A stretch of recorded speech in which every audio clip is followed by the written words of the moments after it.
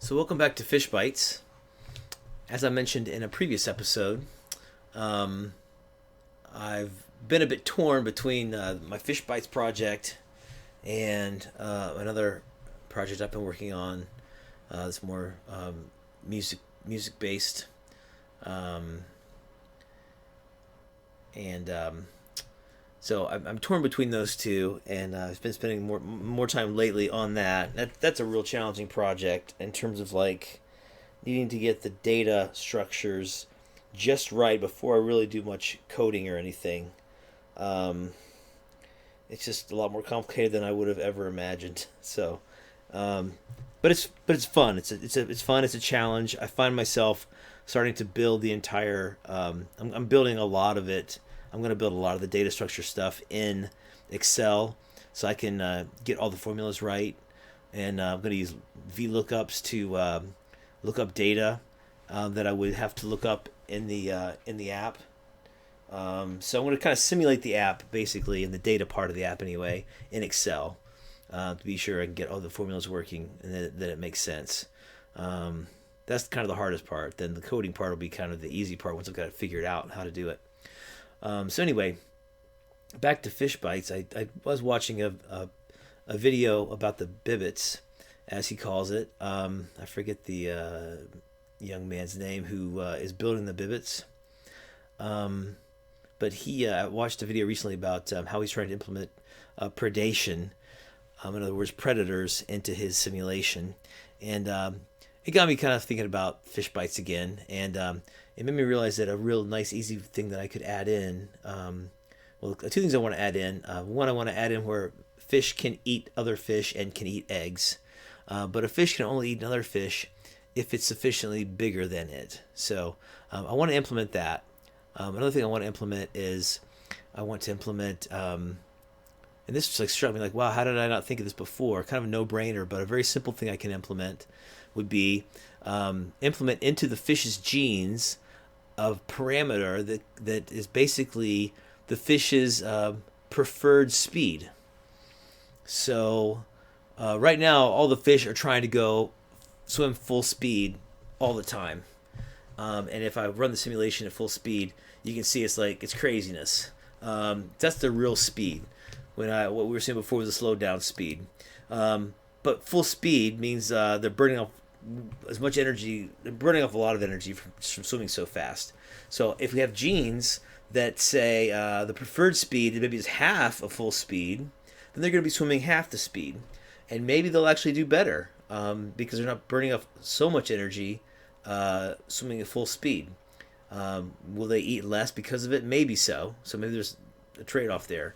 But implementing preferred speed as a fish gene will be pretty easy to do. And I wanted to try to make a few videos of going through the process just so you can see kind of how something like that gets implemented into the code. So that's going to be the purpose of this video. All right, so to get started, I've opened up my fish gene script, which really is notice it's just a class. It's not connected to monobehavior. It's just a generic class in C#, and the parameters, the variables that I have in that class already, you can see here, are max width. That controls the full size a fish can be. Will be its max width, and then the length of the fish is then the length ratio, which basically uses the current width of the fish and multiplies it by the length ratio to get the length of the fish. So that's the size of the fish there. Another gene in the fish currently is its hue. In other words, the color that it is. It's going to be full brightness when it's full energy. Of course, it gets darker when it gets weaker. It gets less energy. But the hue is a value that ranges from 0 to 1. That ranges through all the different hues in an HSV kind of color schema. That's why we have such bright fish in the simulation, is they're getting a random color assigned to them, a random hue assigned to them at full saturation, full brightness, etc. Two other genes that are in here that I put in here, but I haven't actually implemented anything with them yet, but I hope to sometime, is going to be eye angle and the eye ratio to width. In other words, what's the size of the eye in relation to the width of the fish. So it could be tiny eyes or big eyes, with the idea that the bigger the eye is, the better it can see. Also, the angle of the eye will be if it's looking straight ahead or looking off to the side. One might be better for a predator. Another might be better for avoiding predators if it's looking to the side. So we'll see how that goes. But I've not implemented any of that yet. So what I want to implement now is I want to implement preferred speed. So I'll just create a public variable. It'll be a float variable. We'll just call it preferred. Let's call it, I think I'm using velocity in other places. I can't even remember actually. And a comment that I'll make after that will be, let's see, I'm trying to think what to call this, because it's not really preferred velocity. It's really the preferred ratio of the max velocity. So the max velocity the fish can go, well, this is going to be a percentage of that. That's the preferred, so let's call it that, preferred percent of max velocity. There we go. Doesn't even need a comment at that point. But it's going to be a value 0 to 1, float value 0 to 1. So when I say percent is actually, 0.5 is 50%. So that's my going to be my fish gene. Now I just need to use that in some places. Okay, so here we are in the fish script that controls the fish behavior, and I've got all the different functions collapsed at this point to make it easier to skim through things.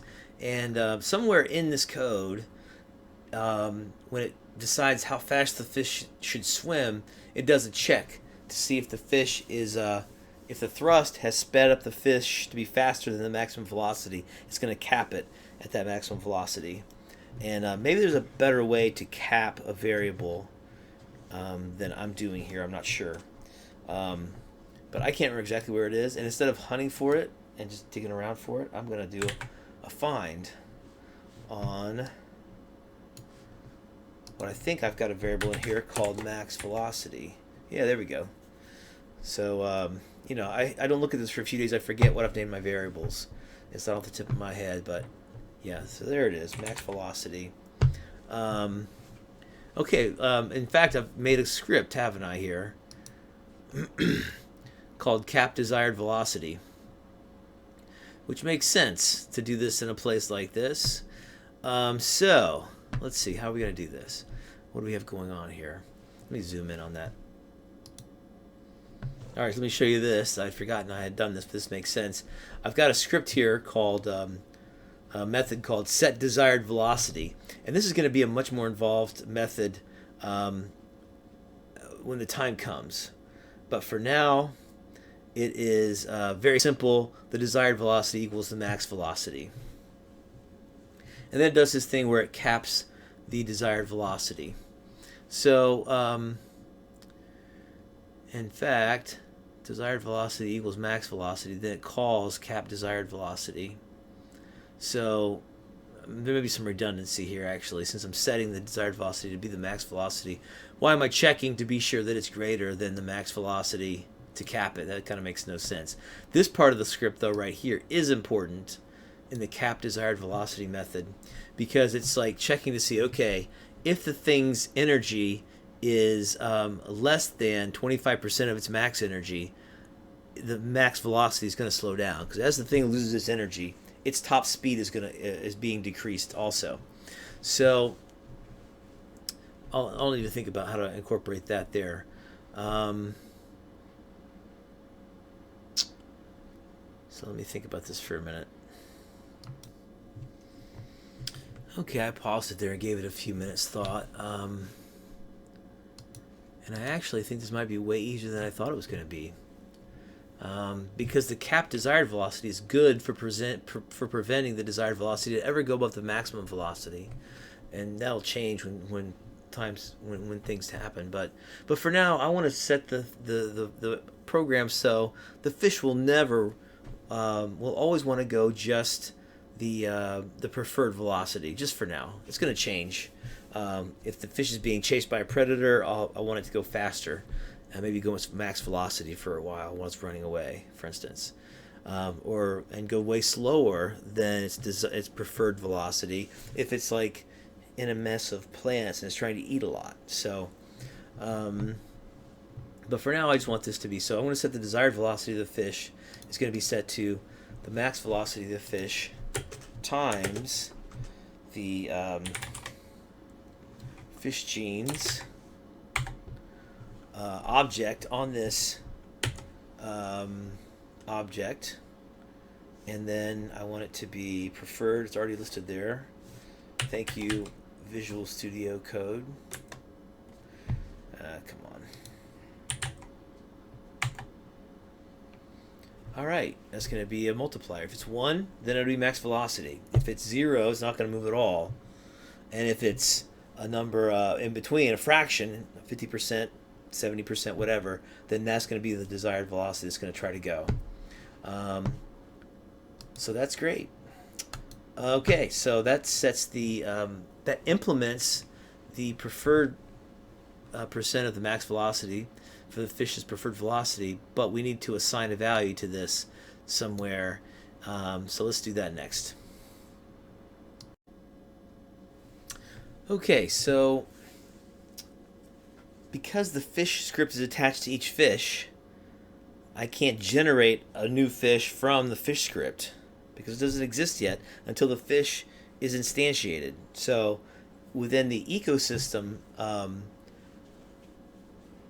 class, ecosystem script, I have one of the methods there is called generate fish genes randomly. So when a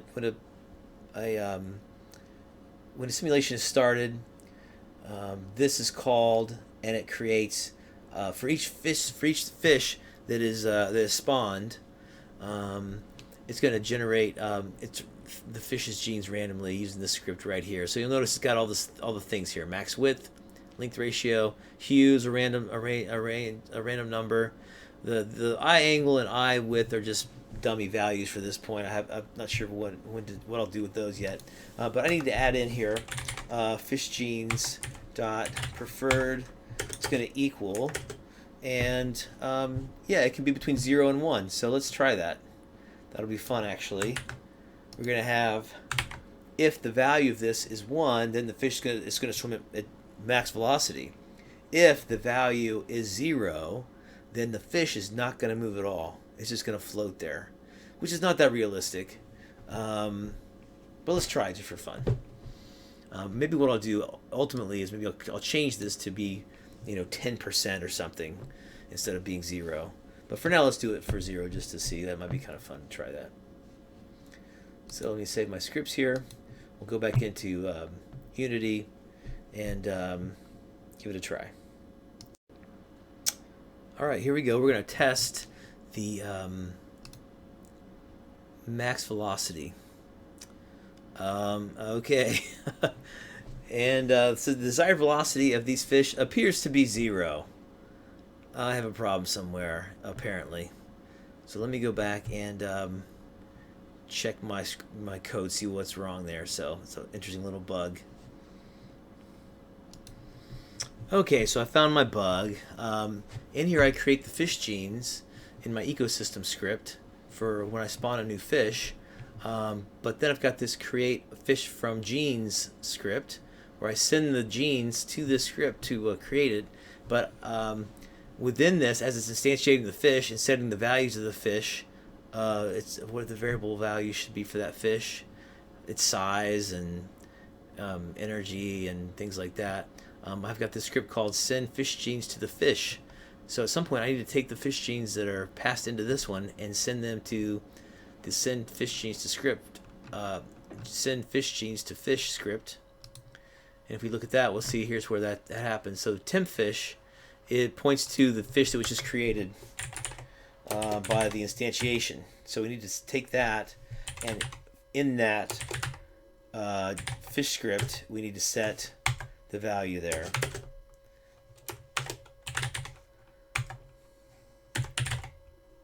So we're sending the value that we came up with, actually sending it to that fish object itself. That should take care of it. So let's check and see if that works. Okay, compiled. Let's see if it works here. Hey, there we go. We have a fish in the middle there. That orange guy. It looks like his speed looks like it's 0. He's turning some, but he's not moving. Some guys are moving pretty quick, like this guy. Some are moving super slow. So it looks like we have pretty good range here of full speed to almost 0 speed. This orange fish might live a while because he's burning up so much little energy, but of course he's not going to get to eat much either. So ultimately he's going to be in trouble. Let's see if we can get a better look at him and see what his energy looks like. He's been alive for 20 seconds. His size is 75% of his maximum size. So maybe he's still growing. And now his energy's too low to grow. His energy is only 26%. Oh, he's got bumped. Maybe he'll get pushed into food. That's the best thing he can hope for. Oh, he even had a baby. And notice the baby, when the egg hatched, he is born with the same preferred speed of 0. So you see the genes are getting passed on. Here, in this case, not very helpful genes. But that was the idea of doing these. So, anyway, I like to include the gene here of the speed. It would be interesting to see the preferred speed in the genes of the description here. This little guy here also not going anywhere. But he's losing his energy real slow. This guy's starting to get darker here a little bit. As his energy drops, he's down to 16%. So looks like I've successfully implemented the fish gene for preferred velocity. So that'll be kind of like the default velocity that a fish has when it's not running from something or it's not slowing down a lot to feed. What's his normal swimming speed that he likes to go as he swims around looking for food? All right, hopefully you found that kind of interesting. Working through a little bug, seeing how some of those things work in the code. Okay, so I thought I was done, but there seems to be a problem. Here's a little pink fish right here. There's a few of them actually in the application that are not moving. But since his parent is not right beside it, that means his parent has a preferred speed that's not 0, but the baby has a preferred speed of 0. So apparently I have another bug where the baby fish are not getting that velocity, that preferred velocity gene passed on to them. That's probably true. So I need to check my script that like this guy right here. I don't know if you guys can see him. He's actually not moving either, but they happen to be born right on top of plants. So as they rotate around, they're actually getting to eat in their 0 velocity, in their non-moving world. Oh, they laid another egg on top of himself, which is going to be another one. That little guy there. Oh my gosh, that is pretty funny. So anyway, I believe what's the problem is my scripts where the fish's genes are passed on into the egg did not include that new gene that I've created. They're pooping all over right there too also. What a mess this is becoming. It's pretty funny. So I need to go into the script and have the fish gene's preferred velocity be passed into the egg. Then double check that the egg's gene is being passed into the fish when it's spawned. And then we should be good to go. So thanks for watching. Wonder how many of these fish will end up growing and living right here. They're starting to eat all the plants up though, which is going to be a problem. They're going to starve from not having any plants nearby. Too many fish trying to eat those very few plants that are right there. So a funny result of fish being spawned where there's plants, they continue to grow and to live here as they lay eggs and don't swim away from it. So in fact, as other fish die and these fish are born, we end up with the entire population of all the fish are mostly right there. Actually, there's another clump of fish down here as well. A clump of green fish up here. So a very funny result of the fact that the fish that are born are not getting any preferred velocity. So we'll have to take care of that for next time.